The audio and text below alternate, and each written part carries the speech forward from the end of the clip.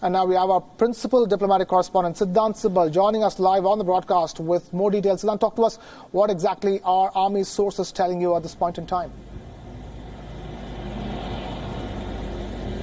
Well, Krishna, it's a big story given the fact that what happened last week, both sides have arrived on a consensus that there will be a disengagement at the LAC at the eastern Ladakh areas where there have been massive build-up by the Chinese forces. But let me give you a context. This is for the second time in 1 month that both sides have arrived on consensus, because it was on 6th of June, that was Saturday, when both sides had met and agreed on a consensus. There was in fact disengagement as well after that, but on 15th of June, China went against the consensus and unilaterally tried to change the situation on the ground. And then thereafter, we saw how it was a violent face-off between both the Indian and the Chinese forces that left 20 Indian soldiers dead, many injured. There were casualties on the Chinese side as well, but China, being China, hasn't come out with the figures. This time around, again, a consensus have arrived, and this is the 8th round of talks between both the militaries in this month itself, starting from 6th of June till now. Eight rounds of conversations, and of course yesterday was a marathon round of conversation between both India and China, lasting 11 hours. It was at 10:30 p.m.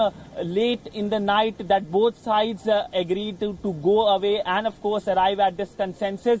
But the big question is, will China continue with the consensus? Because it is a feeling of a deja vu, given the fact that Chinese haven't been very committed to their consensus, which both sides had arrived on 6th of June. And also we know that even as we speak, the Chinese Foreign Ministry is doing a briefing in which question was, of course, a daily briefing. We have seen questions being asked on India and China, and clearly dismissing the numbers, saying that the 40 figure which is being talked about here in India about the casualty figures on the Chinese side is something of a fake news. But given how China works, it has a history of hiding things, and it will not be comfortable coming out with the figures.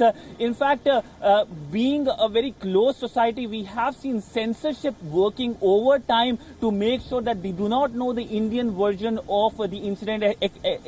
When we talk about the people there, the common people there, in fact, interestingly, we saw over the weekend, and this story beyond broke, that how there were statements put by the Indian mission in Beijing about the Indian Prime Minister's statement, the ME's statement, the readout of the Chinese Foreign Minister and the Indian Foreign Minister on the India-China violent face-off.